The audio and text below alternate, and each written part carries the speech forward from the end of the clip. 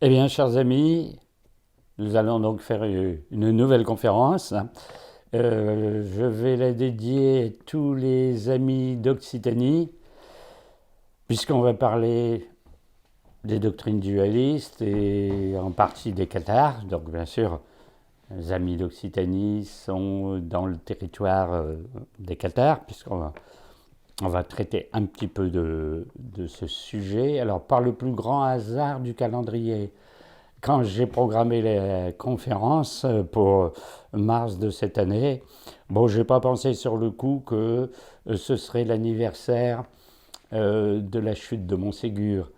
Et donc, quand les Cathares se sont rendus à Montségur dans la fameuse guerre contre les Albigeois, eh bien, la forteresse a capitulé le 16 mars 1244. Et cette année, on fêtait le 777e anniversaire. Donc, un événement extraordinaire.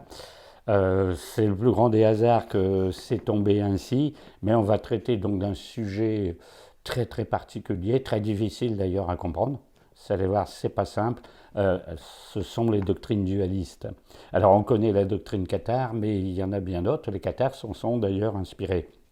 Alors quand on traite du sujet du dualisme et les religions qui sont appelées ainsi, on traite aussi un petit peu du monothéisme pour voir la différence qu'il y a. Le christianisme ou l'islam sont des monothéismes, et puis aussi du polythéisme, hein, c'est-à-dire ces religions comme la religion égyptienne ou la religion indienne de l'Inde, où il y a des centaines ou des milliers de dieux. En Inde, il y a des milliers de dieux. Alors comment on peut avoir une religion où on honore plusieurs centaines de dieux, une religion où il y a un dieu unique? Alors les religions dualistes sont un peu spéciales. Il y a deux dieux, il y a un dieu du bien, un dieu du mal. Ah, c'est très très très très particulier. Et on va voir aussi